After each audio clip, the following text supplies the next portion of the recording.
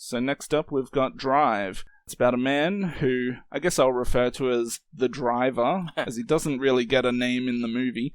He works as a mechanic and also as a Hollywood stuntman in his part-time. He slowly develops a relationship with his neighbor and their child, and then eventually he finds out that his neighbor has a partner who has been away or has just come back from prison, and he's still being chased by some bad guys. So the driver agrees to participate in a heist, which goes wrong and upsets some, I guess, unsavory mob-type characters who are then out to kill the driver and his acquaintances, if that's what you want to call them. I think this is a movie with some really great acting and some great actors. It doesn't have as much dialogue, at least not with its main character, or some of its main characters, but it does quite a good job of conveying emotion without so many words. And a part of that is also with the soundtrack. The soundtrack, which consists of mostly songs that I would never normally listen to just based on the songs themselves, but it's one of those movies where the song and the movie combined somehow makes, the music of the song stand out even more than they would on their own. There are a few scenes of surprising violence at times, so it's a movie where at times, you've got this romantic moment and then it transitions into some sadistic violent moment. Yeah, it's a little bit of a roller coaster, but not quite as action-packed as some may expect with a movie called Drive and about a man who's a getaway driver. I know you've only just recently watched this for the first time. What did you think about it? Yeah, so to give some context, I didn't really know much about this movie going in. I know that when this came out back in 2011, it was given the cast, it was a decently popular movie and pretty high rated. I don't focus on non-horror movies all that often, so I completely whipped past me. I thought it was a decent movie. I thought the opening scene was fantastic, and about one of the only times we get to really see him do some getaway driving stuff, but that's okay. I think Ryan Gosling is a pretty good actor here. Like you said, there's a lot of non-verbal communication between him and the lead woman actress whose name I completely forget right now.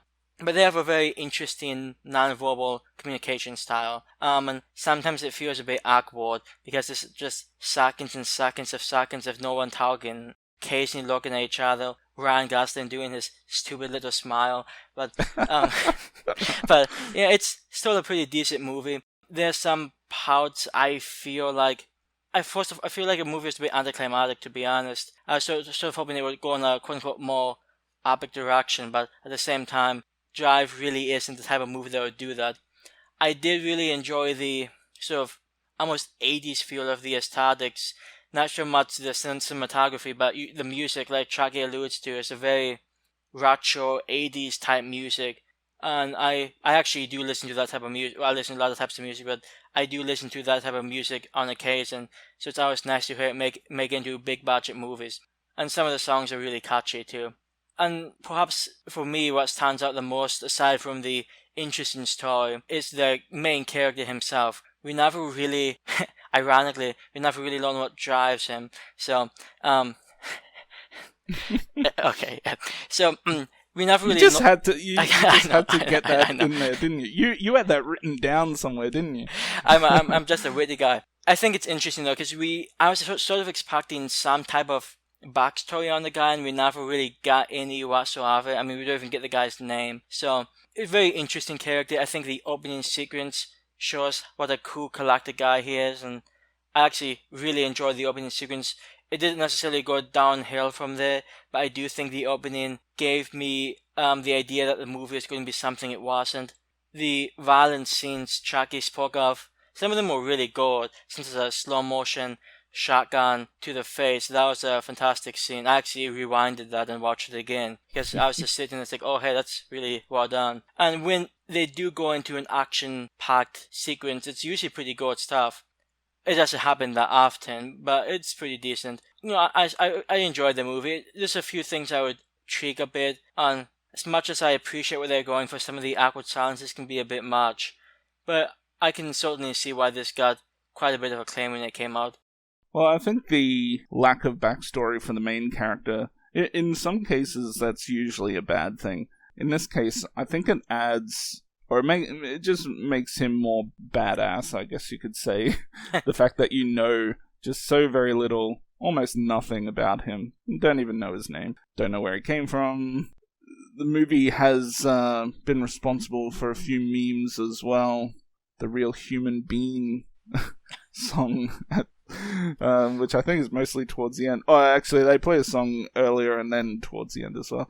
But yeah, if you're a fan of memes, just type in Real Human Being, BEAN. You'll see a lot of funny clips, especially one from the movie The Room. You know, that really bad movie, so bad it's good type movie. There's a scene where they've got this song spliced into that, which actually works out really well. I can only imagine that is a cheat. I think just needs to be pointed out. Now, you may or may not be a Ryan Gosling fan. I've not seen many movies with him, aside from a movie I enjoyed with Anthony Hopkins named Fracture from 2007. So I knew the actor going in. The movie also has a Bryan Cranston, though, of Breaking Bad fame, in more than a few scenes. And Ron Perlman, who I suspect most people would recognize the name, even if they don't know him from anything. Off the top of my head, I'm hard-pressed to say any movies he was in. I think, was he in Hellboy? I don't even know. But he has a very recognizable face, and admittedly, I didn't care much for his character, but the movie itself is a pretty decent cast. So if this story sounds like it might not be your type of thing, at least if some of the cast members sound interesting, it might be worth checking out. I quite like Fracture. I actually saw that in the theaters, and that's a good thriller. Another movie that Ryan Gosling's in, which is actually from the same director as this movie, called Only God Forgives, which in some aspects has some similarities with probably even less dialogue than this movie has. And it's a movie that's split. You know, people who enjoy Drive, they're quite split on that movie, Only God Forgives. Some people still like it, some people hate it, and maybe we'll have to talk about that one in the near future, because that's actually a lot more of a definitely a darker movie than what Drive is. Yeah, I will say though, despite Drive not being necessarily dark, there were quite a few really well done scenes. I really, it's sort of a low key scene, but when he's driving with the woman and her son, and sort of taking them to the small place near the creek, sort of just a nice little scene with the music playing, and sort of showing the first time he really feels connected, I'm assuming, to people in quite some time. So I did appreciate a lot of the things in this movie, some of the small things. So even though there were some issues, even the ending was decent. The ending of it was anticlimactic, but the last few minutes were pretty okay. Yeah, well, I actually rather liked the movie. The first time I saw it, I was a little confused with it, wasn't sure what to think about it, but it's a movie that every time that I watch it since, I just enjoy it more and more. I appreciate it more and more. You start to pick up on the more subtle things throughout the movie, especially the scenes where there's not a whole lot of dialogue. So I give the movie a 9 out of 10. It's got good acting. Soundtrack blends in really well with the movie itself and what they're going for. And it's a good story. A very simple story, but still a very good story in how it all unfolds on the screen. Yeah, I think there's a lot about Drive to like. Some solid actors, there's some great scenes. If you're more into the action, there's some great action when it goes that route. Some, like I said, some fantastic violence. Like the slow motion shotgun scene, that's a really solid scene. So, there's certainly a lot of things to like. I'm not totally convinced I loved the movie, but it's not one I'm going to be forgetting anytime soon. And I can imagine if I happen to watch it again in the future, it's a movie that would probably still impress me. I'll probably lean towards giving this one, I would say maybe a 7.5, rounded up to an 8. I mean, it's definitely an above average movie. It's a movie I was impressed with, but there's some aspects I didn't entirely love. Even, that said, it's still a movie.